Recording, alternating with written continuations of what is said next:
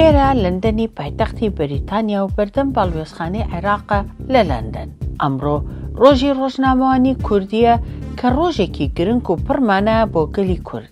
هەموو ساڵێک لە 22 نیساندا بەڕێوە دەچێت. ئەم ڕۆژە یادیدەکاتەوە لە دەرچوونی یەکەم ژمارەی ڕۆژنامەی کوردستان لە ساڵی 1898 کە لەلایەن مقداد مەدحەت بەدرخان لە شاری قاهیرە بڵاوکرایەوە. ئەم ڕۆژنامەیە سەرەتایەکی نوێ بوو بۆ ڕۆژنامەوانی کوردی و بۆ بەهێزکردنی هۆشیاری نەتەوەی و کۆلتوری. ڕۆژنامەوانی کوردی لە ماوەی مێژوودا ڕۆڵێکی گەورەی هەبووە لە پاراستنی زمان و ناسنامە و مافەکانی گەلی کورد. ڕۆژنامەوانان بە شێوەیەکی بەردەوام هەوڵیان داوە ڕاستی بگێن و دەنگی خەڵک بن. هەرچەندە زۆر جار ڕوبەڕووی سەرکوت و مەترسیە گەورەکان بوونەتەوە.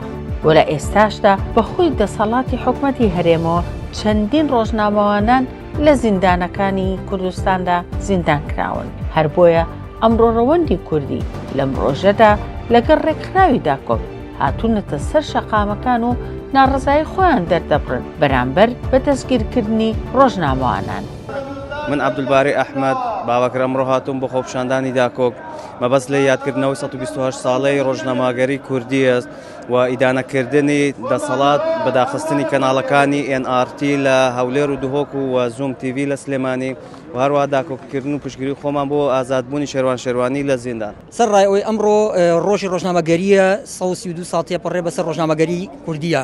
بەڵام من نامەوێت لەسەر ئەم بابەتەی قسە بکەم، من نەمەوێت بەڕاستی چەند ڕوونکردنەوەیەک بم. بەداخەوە هەرێمی کوردستان لە نەوت و غازدەی هەڵەقوڵێ بۆ وڵاتانی دراوسێ و بۆ دزین و تەنکەر هەیە، بەڵام خەڵکی هەرێمی کوردستان دارەکانی شاخەکانە بڕنەوە بۆی کە خۆیانی پێگەرم بکەنەوە.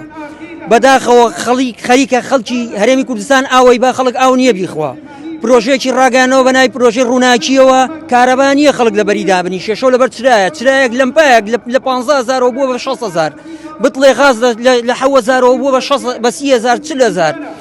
سەرڕای ئەوە ئەم هەموو زەویە لە ناو شاری سلێمانی هەولێرا تەوزیع کرا، لە ناو دووەکە تەوزیع کرا بۆ کەسانی خۆیان و نزیک لە خۆیان، یعنی کۆمەڵێ گەندەڵی زۆر، هێنانی ئاهاوردەی ماوادی بەسەرچوو لە گومرگەوە بە $2,000 داخڵەکرێ بەڕێی یاسایی، ئەمانیان بەڕێی گەی نایاسایی ڕێگەیان کردوێتەوە بە 8,000. ئەمەش بارگرانیی گەورەیە لەسەر خەڵک دروست بووە. سەرڕای ئەم هەموو قەیرانە ئەوێ ڕۆژنامەنووس و دەنگی ئازاد بکە لە هەرێمی کوردستانە کە ئەمە ئەو پەڕی پێچەوانی هەموو یاسایەکە، هەچی یاسایە خۆی شکانوێتی ناوێت منێک کەسێکی وەکو من لە کوردستان باسی گەندەڵیەکانیان بکەم. بۆیە ئێمە وەکو ڕەوەندی کوردی لە بەریتانیا هەموو کاتێک لە هەموو شوێنێک ئیدانەی ئەو کارانە قێزەونانەکەن کە دەسەڵاتدارانی پارتی وێچێتیکەنە سەر خەڵکەکە دەستان خۆش بێت. ئەم ڕۆژ ئەندامی ڕێکخراوی داکۆک لە ساڵیادی 128دا کاتێک ڕۆژنامەگەری بە ئازادی تاوا کار ناکاتەوە ڕوبەڕووی سنوورداکردن و هەفشار دەبێتەوە. ئەوە نیشانی ئەوەیە کە هێشتا ڕێگرێکی درێژەیە بۆ گەیشتنە دیموکراسی ڕاستەقینە. دەسەڵاتێکە لە ڕۆژنامەگەری دەترسێت لە ڕاستی دەترسێت. بۆیە باشترین ڕێز لەو ساڵیادیدا ئەوەیە کە پشتگیری لە ئازادی و ڕادەبڕین بکەین، پاراستنی مافی ڕۆژنامەگەران بکەین، هەوڵ بدەین کە ڕۆژنامەگەری بێت و بە دەنگی ڕاستی نە بە دەنگی ترس. بەداخەوە ڕۆژ بەڕۆژ ئازادی ڕادەبڕین لە کوردستان لە مەترسیدایە. لە ماوەی 35 ساڵی ڕابردوو هەردوو حیزبی دەسەڵاتدار پارتی وێچێتی کارێکیان کردووە کە ڕەخنەگرتن، خۆپیشاندان، وتار، هەر شتێک دژی خۆیان بی مەترسی بۆ ئەو کەسە دروست دەبێت. بەداخەوە هیوادارم زیاتر ئازادی بدرێت بە خەڵک بۆی بتوان ڕخنەکانیان بگەین و دەستان خۆش. زۆر سپاس. من وەک کاردۆ سلێمان ئەندامی ڕێکخراوی داکۆک ئەو ڕۆکانە کۆبوونێتەوە بۆ کاری ڕۆژنامەنووسی دژی حکومەت لە هەرێمی کوردستاندا. ڕۆژنامەنووس بوون واتە ژیان لە نێوان دوو ئاگردا، ئاگری دەسەڵات و ئاگری بێدەنگی زۆرم لێ. لە ساڵانی ڕابردوو حکومەتی هەرێمی کوردستان لە جاتی ئەوەی پارێزەری ئازادی ڕادەربڕین بێ بۆتە سەرچاوەی سەرەکی کوشتار و ترساندن و دەستگیرکردنی ڕۆژنامەنووسان. ئەمڕۆ لێرە ئامادەم بۆ دەربڕینی ناڕەزاتی دژی دەسەڵاتی حیزبی پارتی وێکێتی لە کوردستان، چونکە هەموو ئازادیەکان لەناو بردو و هیچ کەس ناوێت بە ئازادانە ڕای خۆی دەربڕێت و قسە بکات لەسەر گەندەڵی و خراپەکارەکانی دەسەڵات. دروشمەی پێی دەگوترا هەرێمی کوردستان پەناگەیەکی ئارامە، بە یەکجاری مردووە و دەسەڵاتدارانی زۆنی زەرد و سەوز خۆیان ناشتیان. من ئیدانەی ئەو دەسەڵاتە دەکەم کە هەرێمەکەی کردوتە سەربازگەیەکی گەورە بۆ سەر کوتکردنی ئازادی ڕادەربڕین. داخستنی NRT لە هەولێر و دهۆک و داخستنی زوم TV لە سلێمانی بەڵگەی ئەوەیە کە پارتی و یەکێتی لە ئاست سەرکوتکردندا یەک ئەقلیەتیان هەیە. من لە کاتێک دەبینم ئەیوب وەرتی و هاوڕێکانی لەسەر نووسینی راپۆرتێک دەربارەی نەوتی نایاسایی و دەڕفێنرێن و زیندانی دەکرێن. دەزانم کە لێرە یاسا بوونی نەماوە. ئەوەی هەیە تەنها هێزی میلیشیای حیزبە پاراستنی بەرژەوەندی ئابوووریەکان. من پێتان دەڵێم دەتوانن دەرگای کەناڵەکان قفڵ بکەن، بەڵام هەرگیز ناتوانن دەرگای بیرکردنەوە و تووڕەبوونی ئەم خەڵکە دابخەن. ئەمڕۆ ڕاستەخۆ زۆنی زەرد و سەوز تاوانبار دەکەم بە کوژاندنەوەی ڕووناکی ئازادی ڕادەربڕین و لە زیندانیکردنی ڕۆژنامەنووسان و تاریکردنی هەرێمی کوردستان بۆ دزیکردن و تاڵانکردنی داهاتی میلەت و ماڵی هاوڵاتیان. کەنە کۆبوونێتەوە بۆ پشگیریکردن لەو ڕۆژنامەنووسانە کە بەنەحەق دەستگیرکراون. من ئەڵێم هیچ شتێک هەیە لەوە گاڵتە جارتر بێت کە دەسەڵاتێکی خاوەن هەزاران چەکدار و ملیاران دۆرا بێت و کەچی لە وشەیەکی گەرکامیرا بلەرزێت. من لێرەوە ئیدانەی ئەو ترس و لەرزەی دەسەڵاتی زۆنی زەرد و سەوز دەکەم کەوای لێکردن پەلاماری نووسەران و چالاکوانی مەدەنی بدەن، ڕۆژنامەنووسان بکەنە بە ئاماج. کاتێک ڕۆژنامەنووسێکی بوێر وەکو ئەیبوەرتی تەنها لەسەر ئامادەکردنی راپۆرتێکی دەربارەی هەناردەی نایاسایی دزی و نەوت پێشانەدا، ئەمە مانای هێز نییە، بەڵکو ئەمە مانای ترسنۆکیە. دەستان خۆش. ڕێکخراوی داکۆک ئەمڕۆ 120 ساڵ بەسەر دەچوونیەکەم ڕۆژنامەی کوری تێپەر دەبێت. ڕۆژنامەنووسان لەو ساڵیادا ناڕزایی خۆیان نیشاندەن بۆی ئەو دۆخەی ڕۆژنامەنووسان و کاری میای دروست بۆ لە هەرێمی کوردستان دەڵێن نەبوونی ئازادی کای ڕۆژنامەنووسی بەردەستی کردوێتەوە. ئازادیەکان لە هەرێمی کوردستان ساڵ لە دوای ساڵ پێشەلکاریەکان بەرەمەوە ڕۆژنامەنووسان ڕوو لە زیادبوونە. هەروەها جێبەجێکردن یاسای ڕۆژنامەوانی کاری میدیای سەختتر کردووە. ئاماری ڕێکخراوەکان بۆ داکۆکردن لە مافی ڕۆژنامەنووسان پێمان دەڵێ کە ڕۆژ لە دوای ڕۆژ ئازادی ڕۆژنامەوانی بەراوخراوتر دەچێت، چونکە هەرێمی کوردستان ژنگەیەکی لەبار نییە بۆ کای ڕۆژنامەوانی. بە جۆرێک ڕۆژنامەنووسان بەهۆی پیشەکەیان زیندانی دەکرێن. سپاس. عسوک بارزان محەممەددار چالاکوانی ڕێکخراوە داکۆک ئەvê بیرەوەرێک ساغ دەکەین کل پشتی 128 ساڵان ji xebata Rojnamegeriya Kurdî evolûşîna cejnê em xembarî dê behs rewşeka matirsidar kein ku tê de desalata Herêma Kurdistanê bi hemî şêwan hêrişî ser qelemên azad ket. Operêka kuştin û zîndankirîn û eşkencedana rojnamavanan û daxistina kenanên serbexwe divê dengê rastî kib biket û ev serkûtkirina li dijî rojnamavanên Kurdistanê ku bigirtin û şehîdkirin û eşkencedanê mezintirîn pelareşa bi tewlê dîmokrasiyê ve و بتخت کرسیا دەسەڵاتە هەرێما کوردستانی و لەوێرێ ئەم بتوندی van kiryarên diktatûrane îdanet kein û debat kein ku çi caran eşkence zîndan nabine rêgir beramber peyama me pîroz dê xebatê bu azadiyê berdewam bîn heta ew roja qelem li ser zordariyê serdkevît. بەڵێ ئەمڕۆ لە 22 چواری 2026 کۆبووینەوە بۆ پێزانینی ڕۆڵ و گرنگ و بەرزی ڕۆژنامەوان لە کۆمەڵگەدا. ڕۆژنامەوانی تەنها پیشەیەک نییە بەڵکو بەرپرسیارێکی گەورەیە بۆ گەیاندنی ڕاستی و پاراستنی مافی خەڵکو و ڕوونکردنەوەی ڕووداوەکان بە بێلایەنگری. ڕۆژنامەوان وەک چاودێرێکی کۆمەڵگە کار دەکەن لە هەمان کاتدا دەنگی ئەوانن دەنگیان نەبووە بەهۆی هەوڵ و ماندووبوونیان. خەڵک دەتوانن ڕاستی بزانن و بڕیارێکی باشتر بدەن. لە وڵاتێکدا کە ئازادی و ڕۆژنامەوانی هەیە دیموکراسیش بەهێزتر دەبێت. بەڵام بەداخەوە ئەمە لە وڵاتەکەی من نییە. چەندین ڕۆژنامەوان تیرۆر کراون و کوژراون، لەوانە سەردەش عوسمان و سۆرانی مامەحەمە و کاوە گەرمیانی و چەندانی تر.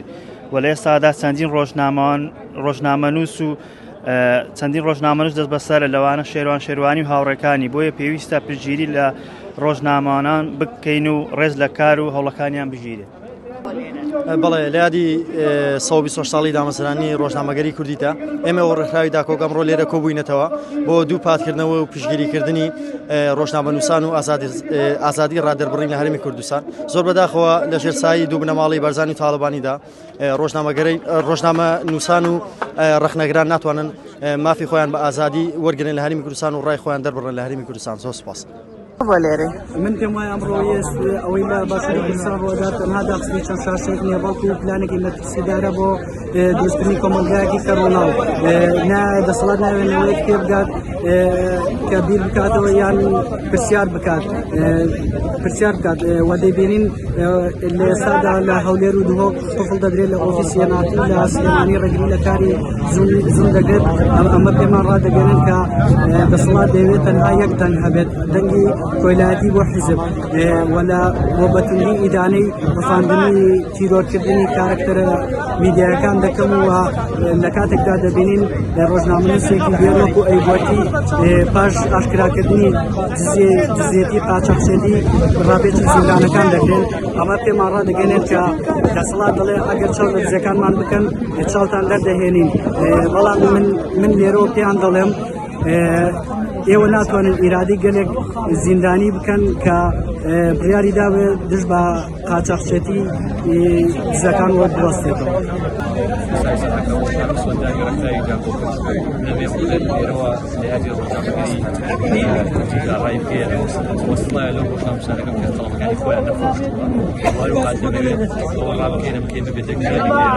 ڕاستی سێبەدەنیش باتووری بەڵام ناتوانم ئەم شێوەی ڕکب بکەنەوە وێمە میشە جاکۆکێکی لەسەرەوەی کە پێویستە ڕۆژنامەنووس ئازاد بێت و یاسا مافی ڕۆژنامەنووس پارێزراو بێت چکە لەرێ کوردستانی وەچەند زیندی زمانەیە دەوترێت ڕابردوو جزگایەکە بودانێت دەبینین کە لە ڕابردوودا چەند چی بەرامبەر ڕۆژنامەنووسان کرد و دەزانین کە ڕۆژنامەنووس سلێمان دوو بەرداشت یاگەر بێدەنگ بێت و سەر شۆ بکات یاخود دەبێت ئازاد بێت و ڕاستەکان ڕێکی چۆنش بکات یاخود ئاشکرا بکات کە بێتەوەی کە خەریکە ڕاوەدونان بێ یاخود زیندانی ئاشکرا بەڵام دەردێک بەڕێی بێت و دەبێت ڕێگەت وەک ئێمە غەریب ئەمدامی ڕێکخراوی داکۆک لێرە کۆبووینەوە بۆ یادی 128 ساڵەی ڕۆژنامەگەری کوردی بەداخەوە لە هەرێمی کوردستانی عێراق ڕۆژنامەنووسان ناتوانن بە ئازادی ڕاوبۆچوونی خۆیان دەبڕن لەژێر دەسەڵاتی بنەماڵی یەکێتی و پارتی چەندەهان ڕۆژنامەنووسیان کوشتووە بەداخەوە وەکو کاوە گەرمیانی سەردەش عوسمان مامۆستا جیهان چەندەها ڕۆژنامەنووسمان هێشتا لە زیندانن وەکو شێروان شێروانی و ئومێد پەروێشکی.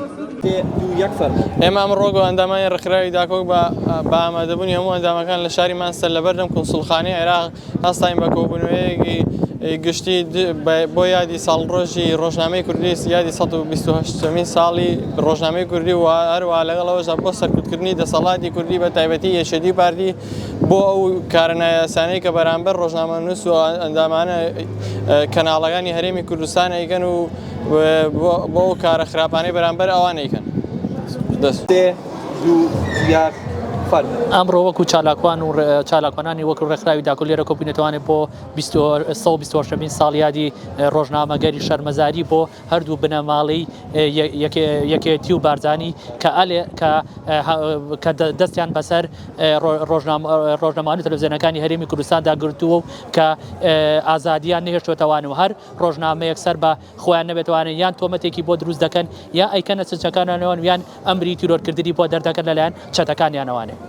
ئەمڕۆ لە بەردەم کۆنسوڵخانەی عێراق لەمان سەر ئامادە بووم ئەو کۆنسوڵخانەی کە نوێنەراتی دەسەڵاتێک دەکات کە ناتوان پارێزگاری لە ڕۆژنامەنووسان و چالاکوانانی کوردستان بکات بەڵکو خۆی بەرپرسی یەکەمە لە سەرکوتکردنی ڕۆژنامەنووسان و چالاکوانان و داخستین کەناڵی میدیای سەربەخۆ و دەمانوێت لەم گیربوونەوەی ئەوەی ڕابگەێنین کە دەسەڵاتدارانی پارتی و یەکێتی بەدەستگیرکردنی ڕۆژنامەنووسان و چالاکوانان و داخستین کەناڵی میدیای سەربەخۆی کەناڵ NRT و زوم بێدەنگ نابین و کارە قێزەوانەکانتان نیشانی کۆمەڵگانی دەوڵەتی و پەرلەمانی بەریتانیا دەدەین و ئەوە دەڵێم لە دوای 34 ساڵ هێشتا دیموکراسی لە کوردستان لەو پەڕی بەرتەسکیدا.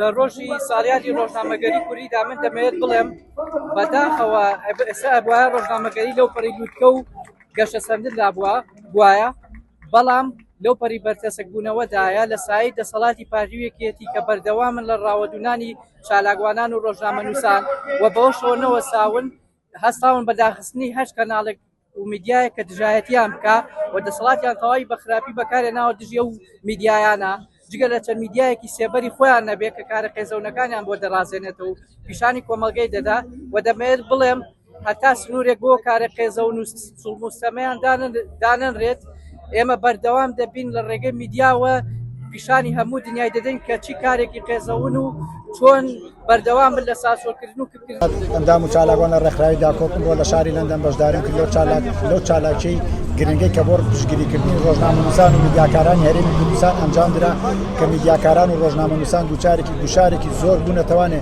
لەلایەن هەردوو بنەماڵەی فاشیزمی دیکتاتۆری هەرێمی کوردستان و کە پارتی و یەکێتین ڕۆژنامەنووسان و میدیاکارانیان ڕاپێچی زیندانەکان کردووە کە لەبەر ئەوەی بەدڵی ئەوان شت نانووسن و پشتگیری لە کارە قێزەوەنەکانی ئەوان ناکەن کارە قێزەوەنەکانی ئەوان بە جیهان و بە هەرێمی کوردستان و بە هاوڵاتیان ئاشنا ئەکەن لەبەرەوەی بزانن کە چی زوڵم مستەمێک لە هاوڵاتیانی هەرێمی کوردستان و هەرێمی کوردستان ئەکرێت بۆیە من لێرەوانە سەرکۆنەی هەموو ئەو کارانە ئەکەم و پاڵپشتی خۆم بۆ ڕۆژنامەنووسان و میدیاکاران دووبارە ئەکەمەوە.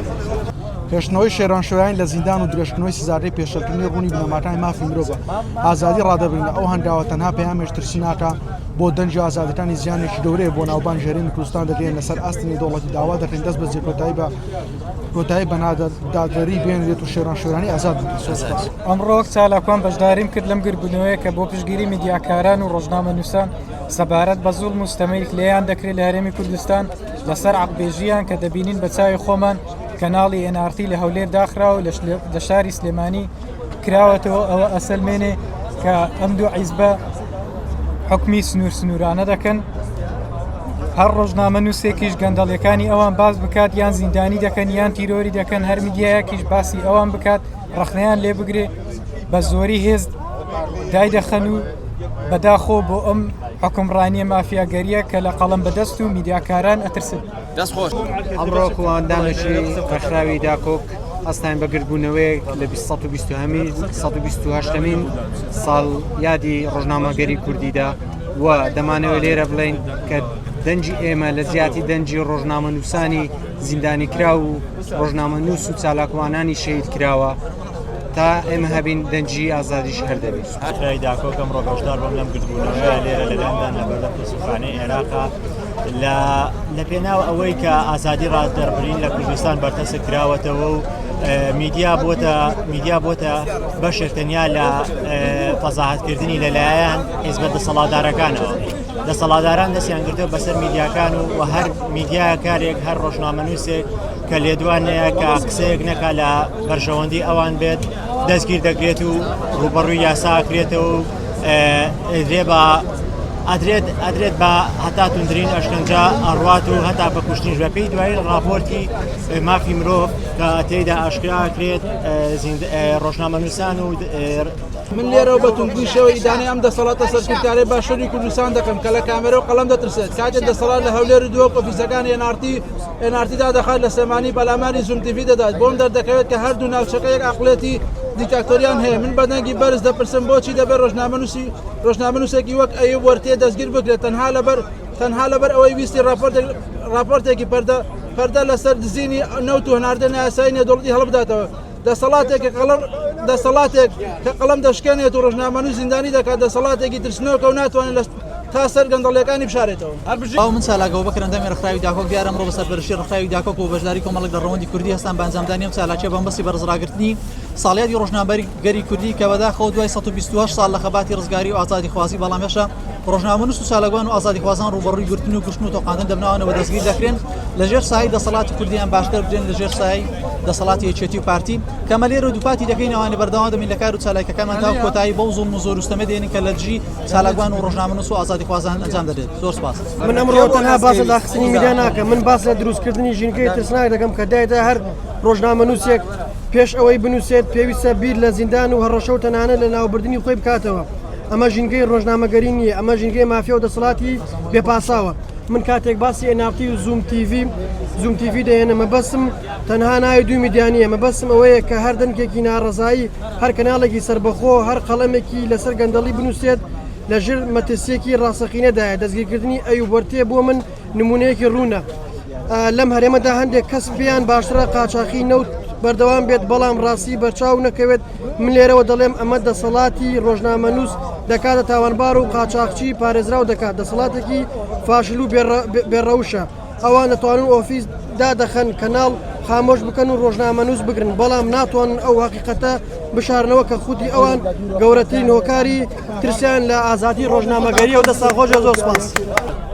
من وەک ئەندامێکی ڕێکخراوی داکۆک ئەمڕۆم ئەم کردبوونەوەمان ساز کردووە و هەم وەک یادێکیش بۆ 128مین ساڵیادی ڕۆژنامەگەری کوردی بەڵام بەداخەوە کە لەم ڕۆژەیە ئەبووش وەک شانازیەک ئێمە لێرە کۆبوونەوەیەکمان ئەنجام بدایە بۆ ناساندنی کللتور و ڕۆژنامەکەمان بە هەموو جیهان بەڵام بەداخەوە بە یادی شەهیدەکانمانی لەسەر بکەینەوە کە لە ڕێگەی ئازادی ڕادەربڕینەوە لە هەرێمی کوردستان لەلایەن بنەماڵەی بارزانی و تاڵەبانیەوە کە تیرۆر کراوە نمونونەکانیشان کاوەگەرمیان و سەردەش عوسمان و سۆرانی مامەحەمە کە هەر کەسێک هەر ڕۆژنامە نووسێک کە بێوێ دەنگی ئازاد بۆ هۆشیارکردنەوەی میلەتەکەی بگێنێت تیرۆر ئەکرێ و بە شێوازێکی قێزەون کەیسەکەشی بەلاڕێیا ئەبرێ و پەردەبۆش ئەکرێ و بکەرانی تاوانەکەشە تا ئێستا بە هیچ شێوازێک بە دادگای یاسایی نەگەێنراون. دەستان ئەمڕۆ وەکو چالاکوان و ئەندام لە ڕێکخراوی داکۆک بەشداریمان کرد لە چالاکیەکە بۆ پشتگیری ڕۆژنامەنووس و میدیاکارانی هەرێم ئەنجام درا چونکە لەلایەن هەردوو جوتنامەڵەی پارتی و یەکێتیەوە گوشارێکی زۆر تووشی گوشارێکی زۆر بوونێتەوە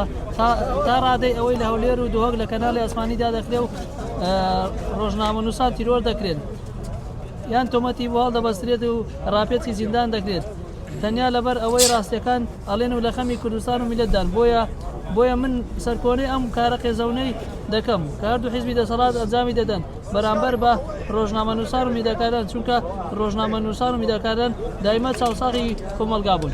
ڕێکخراوی داکۆک ئەمڕۆ هەڵساین بە چالاکیەک ساڵیادی ڕۆژنامەگەری کوردیدا تش بەو ستەمکاری کە لە کوردستان لە وڵاتی خۆمان دەکرێت بەرامبەر ڕۆژنامەنووس و ڕۆژنامەنووسان زۆر بەداخەوە دایمەن هەوڵی کردنی کەسانی چالاکوان و کەسانە دەدەن کە بە دوای ڕاستیەکاندا دەڕۆن و ڕاستیەکان دەخەنە ڕوو بۆ خەڵک تەنها کەناڵ و ڕێگە پێدراوەکانی خۆیان نەبێت دەتوانن بە بەرنامەدا ڕێژاوی خۆیان دەتوانن قسە بکەن و هیچی تر. دەستاوە بخابن دەبوا ئەمڕۆ وەچەرخانێکی مێژووی گرنگ بە لە هەنگاونانی کوردستانێکی دیموکراسی و هێنانەکای ئازادی تا کەسی بەڵام بەداخەوە لە ژێر دەسەڵاتی فاشیستی بنەماڵەی دیکتاتۆر کە هەردوو حیزبی پارتی وێشێتی ڕابەرایەتی دەکەن ئەو مافەزەوت کراوە و لە نێو بردراوە بۆیە ئێمە لەسەر ڕۆژی ڕۆژنامەگەری کوردیدا جەخت لە ئازادی تا کەسی و ئازادی ڕادەبرین دەکەینەوە و دەجەنجین لە پێنا بەدەستێنانی مافەی ڕۆژنامەنووسی و ئازادی تاکە کەسیدا. بۆ ئەندامی ڕێکخراوی داکۆک ئەمڕۆ هەستاین بە ساڵیادی ڕۆژنامەگەری کوردی ئەمە ڕێکخراو ناوخۆکەن لە سەرکاری ڕۆژنامەوانی لە هەرێمی کوردستان باشنین و جەخلەوە دەکەنەوە کە هەرێمی کوردستان زەمینەیەکی مەترسیدارە بۆ کاری ڕۆژنامەوانی. وەزارەتی دەرەوەی ئەمریکاش ڕخنەی توندی لە سەڵاتی هەرێم دەگرێت کە ڕۆژنامەنووسانی لە زیندان توند کردووە باتە سیاسەکان بە تەواوی دەستیان گرتووە بەسەر هەموو جۆرەکانی ڕاگەیاند و ڕۆژنامەگەرەکان و ئازادی و بەدەستێنانی زانیاری. سوپاس.